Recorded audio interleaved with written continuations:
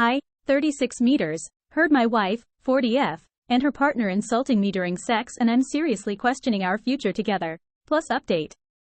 Been E&M with my, 36 meters, wife, 40F, for over a decade. We've had our ups and downs, but generally it's been great. We have our rules, the most fundamental one being that even in the context of E&M, we would always operate on a bedrock foundation of mutual respect for each other and each other's partners. We never got hung up on the "not in our bed" nonsense. If my wife has a date, I'd rather she be in her own space where she feels safe and in control, and where she knows I have access in case anything goes wrong. We both take partners back to our home regularly. We have no kids, so there's no problem there. We had agreed that if one of us gets home and the other is there with a partner, then we don't disturb the date and just wait until it's over. We've also always gotten off on listening in on each other when this happens, which anyone we bring back home is made fully aware of. Usually we all have a drink together afterwards. I got to my house and she was there with her longest-term partner, who has been in our lives for about 6 years at this point.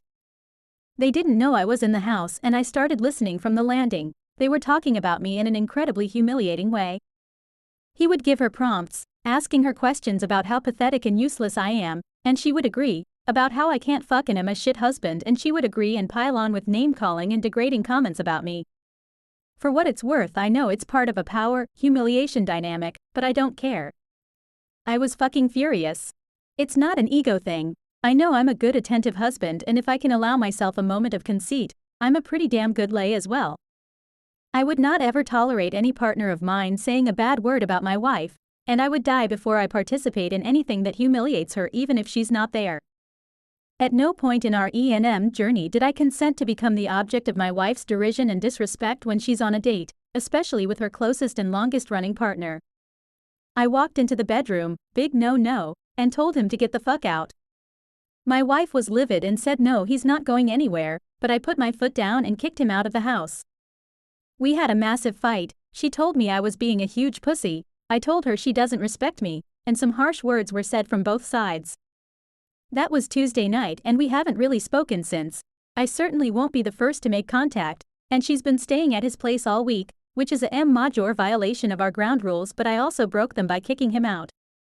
For 13 years I've worshipped the ground she walks on, and I refuse to accept the way they talk about me, even in the heat of the moment. It's not right and I won't stand for it. It's really put the future of our marriage into question, because I won't move forward with him still in the picture, and that will cause a volcanic amount of friction. She really likes him and has known him for almost half the time she's known me. It would severely disrupt our system and I know she would resent me for it, but I also know I will resent her if he stays. I feel steadfast in this, but I'd appreciate a sanity check before I make any drastic moves. Update 1. My wife came home last night and we had a very long and incredibly difficult conversation. She texted me yesterday and asked if it was okay with me if she came home after work. I said it's her home too and that I'd been waiting for her for 3 days. There's no way I could go through everything that was said, so I'll just summarize what I feel were my biggest takeaways. Basically, there was some good and some bad, and we're taking baby steps on crackling ice. As soon as she walked in the door and saw me, she broke down and started apologizing. For what they said, for what she said afterwards, and for leaving, all of it. The shit talk about me has been going on for nearly 2 years. Started around the time COVID lockdowns were relaxing so we could see FWB again. She had told him she'd missed him during sex the first time they met back up. He told her yeah, because all she's had in lockdown is me, and it escalated from there. They don't do it regularly, just from time to time, and that she was mortified I had heard it. She said she never means any of that stuff, but it turns him on and the sex is better as a result. Dude has his own major insecurities apparently, and she had taken it upon herself to make him feel more like a man, and she never thought I'd ever hear or be hurt by it. The way she phrased it was that when they shit talk like that, it pretty much tends to be around stuff that he doesn't feel he measures up about, and she always knows it's false and has never spoken a bad word about me outside that headspace. Her initial burst of anger when I barged in the bedroom, she says, came from a place of extreme embarrassment and shame. I should note that while we do get off on listening, we never watch each other. We've tried a few times, but there's something about the visual that rubbed us both the wrong way, so we stopped. So for her, when I walked in, it was kind of like a parent busting in on you masturbating to some fucked up porn. It is also true that when I walked in, he did have her in a very vulnerable position performing a humiliating sex act on her, so I see how that could have made her erupt in shame. Upon reflection, it may also be possible that seeing her in that compromised position added to my own anger in that moment as well. She was also feeling embarrassed on behalf of the guy, that she wasn't able to provide a safe place for him, and blamed me in the moment for embarrassing them both. This also fueled her defensiveness afterwards and her refusal to back down or concede anything. I'd made her feel like a whore, apparently. She apologized unreservedly for not acknowledging my feelings on the night and for not apologizing straight away. She regrets the things she said during our big fight and that I was totally right to feel the way I did and that she was just feeling humiliated and cornered, but that she knows I must have felt even worse. I asked her if she loves him. Of course not, she says. They have great sexual chemistry and she cares about him a lot, but they would never be compatible in real life and not once has she ever contemplated a future with him. It somehow upset her that I would think that. However, she confessed that she has known for over a year that he has been in love with her since at least before the pandemic. He tells her frequently, but she never says it back. She said that it made their time together more intimate and enjoyable, and since she knew she could never reciprocate his feelings, it wasn't a threat. She's made it clear to him plenty of times that a future between them wasn't on the cards. This part has been really difficult for me to process. She said they would stop that kind of talk going forward. I said not good enough, I want him out. She started crying and said she feared I would want that but hoped I wouldn't. She asked if there's any way they might be able to continue. I said she could hang out with him all she wants but she'd be doing it as a single woman. She cried but she agreed to break things off. She asked if they can meet up one more time because they never got the chance to say bye. I agreed on the condition that they leave me out of it and that she makes it clear to him that that will be the last time they ever even speak. Any further contact of any kind after that will be the end of us. I should also note that in our subsequent fight that night, at one point I did say something like, well, why don't you just fuck off to his place then, in a rhetorical way that you sometimes do in heated argument, and in a moment of pettiness she said fine I will and packed a bag and went.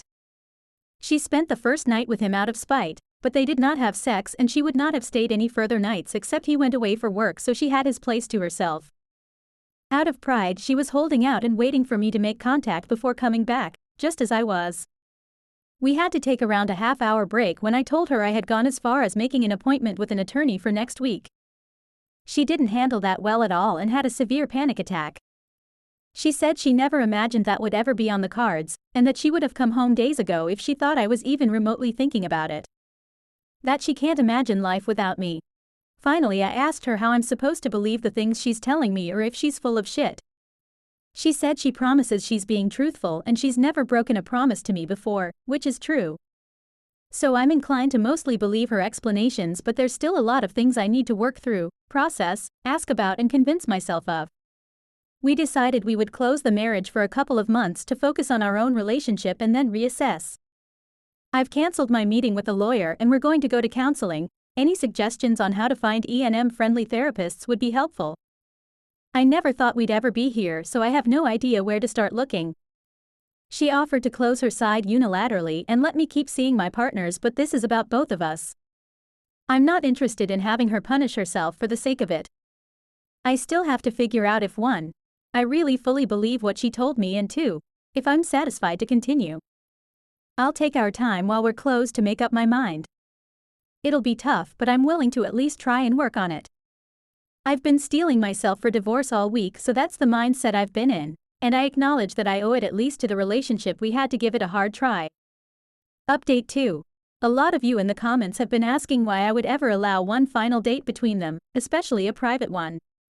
I've given some explanation in replies, but I feel it might be worth expanding on. Believe me, I've considered a lot of the same things that you've mentioned. Why would she even want to? Does she really not love him? It's only adding to the disrespect, etc. The main reason I'm agreeing to it is, counterintuitively, to give our marriage the best chance going forward. I don't want there to always be the chip in her head of, I wish we had one last day, on top of whatever other resentment she might already feel from having to break up. I'm only doing this under the strict understanding that any more bullshit, or any more contact after this in any way whatsoever is an immediate guillotine to our marriage. No trial, no appeal, just summary execution right then and there. There's no way I could have made this more clear to her, so the balls, is in her court. Underpinning my decision, though, I have to admit that for the past week I've been painting myself a light shade of apathy. My mind has been so focused on the divorce process and life after marriage that the prospect is less scary to me. Logically, I should have been furious that she even asked to see him one last time, but honestly, I just didn't care. If it helps you move on, go for it. It seems I'm the one more mentally prepared for divorce than you are, so if you want to blow it all up, go for it. I'm ready, type of thing. I should also mention that I insisted we wait to close our marriage until after we've had a chance to be with our other partners as well. Don't know if that's good or bad, maybe it's bad, but not only does that give me a chance to meet with my FWBs one last time for God knows how long. She's not the only one with attachments to other people, but it also means that his memory is diluted. He won't be the last other guy she gets with before we hibernate. Maybe that's petty or counterproductive, but fuck him. They're meeting up tomorrow and she has made it clear to him that this will be the last time. If she wants to violate that pledge or any other, then I'm already 3 to 4 steps ahead on the other side, so I'm just not scared even if it backfires.